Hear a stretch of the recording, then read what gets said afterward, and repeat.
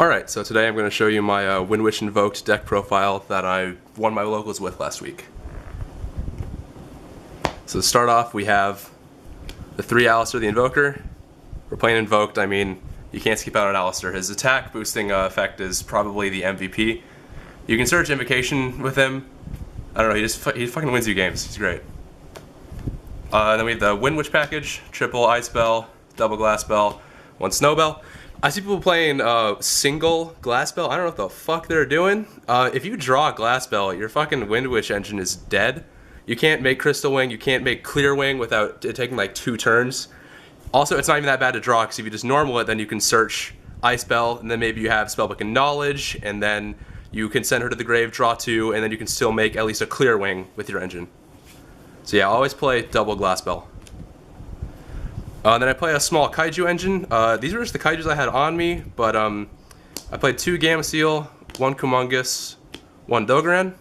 Ideally, I would play a Gamma Seal, a Kumongus, and then a Godarla and a Jizukiru. Godarla because you can still special summon her even after you've resolved your Windwitch's effects, and Jizukiru just because you can make Makaba with him. But this is perfectly serviceable. And then I played 1 Spellbook Magician of Prophecy.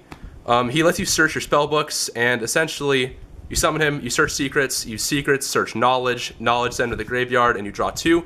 That's basically just a pot of greed at the cost of your normal summon. So if you have Ice Bell in your hand, that doesn't even matter, it's just a pot of greed. And for hand traps, I play 2 Ash Blossom, 2 Ghost Ogre, and 1 Maxi. Ash Blossom is just fucking broken. You can just stop your opponent from searching anything. Ghost Ogre handles the diagrams and the barrages. Maxi is just the god card. Except against True Draco. You side that shit out against True Draco. Spells, play 2 Invocation. You don't need to play 3 because you search it so often. And 1 puts you at risk of it getting banished or something, and then your fucking invoked shit's done. So 2 is the perfect ratio. Triple Meltdown, and then double Terraforming to search it.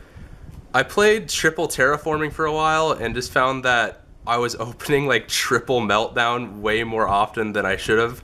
And that shit just means that like you open with like Invoked Kaliga or something, and that's, you don't ever want that. So it's perfectly consistent enough at 2 Terraformings, 3 Meltdowns. For spellbooks, I play 2 Knowledge, 2 Secrets. Knowledge replaces the Wonder Wand. Basically, it's better than Wonder Wand because A, you can't be destroyed by spell trap removal, B, it's searchable, and C, you can discard stuff from your hand as well as sending stuff from the field, so it just has a lot more versatility than Wonder Wand. Secrets just lets you search it. Just lets you play 4 copies of it, basically. And then I play the 2 Kaiju Slumber, because we're playing Kaijus. This shit just lets you win against zoos unless they have, like, My Body or Pianissimo or something, which they always do. Then last of spells, Raigeki, because it's fucking, this is a good card. I mean, I don't know why people sleep on Raigeki a lot. Like, they don't put it in the main. It's literally just blow the fuck out of your opponent, the card. For traps, play 3 Solemn Strike, 3 Dimensional Barrier, 1 Solemn Warning. These are all just good traps. I can't really express that anymore. You take out the D-Barriers versus True Dracos, obviously. Strike is just negate monster effects and summons. D-Barrier stops your opponent from going to the extra deck, unless you're playing like World Chalice or something, in which case I run an Artifact engine in the side, so you side that in. And Warning, it's good against all decks, but it's especially good against Masterpiece. You don't want that shit hitting the field.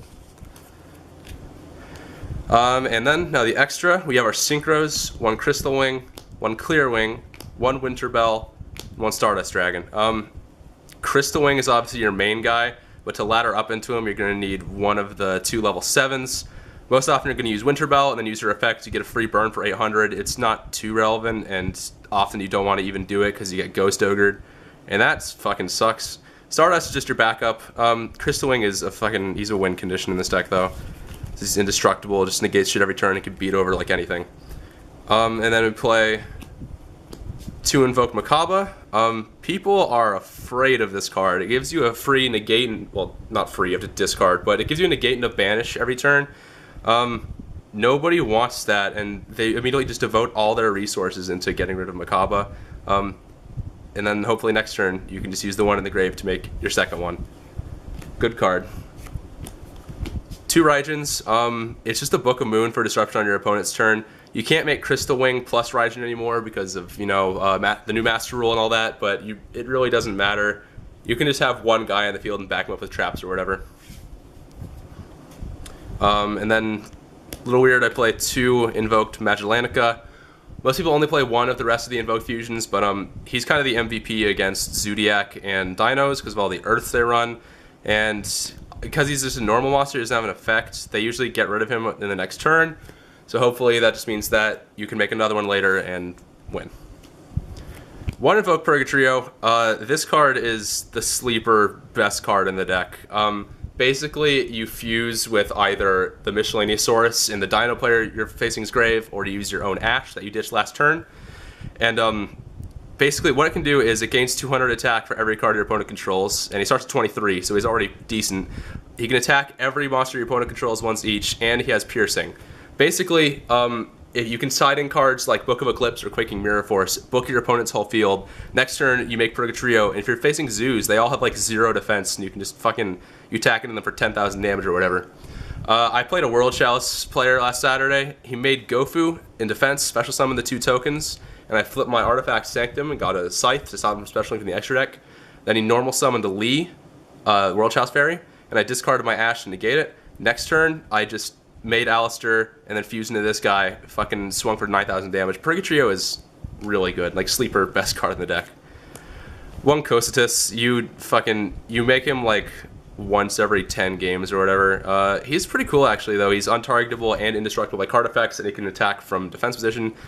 Use him as a wall if you want to like win in time or whatever, but he's just a fucking cool card, like the art. Worst Invoke Fusion, Invoke Caliga. Fucking hate this guy. You just make him if you open like double Alistair and literally nothing else, but even then he's just not worth it. I'm tempted to run a copy of the Book of the Law, so that if I make like a shitty Invoke Fusion, I can just turn it into a free Makaba or Raijin. I don't know, it's something I might check out. And then last card's in the extra deck, I play the Utopia package, because I just think that, you know, best rank 4 for 2 spots.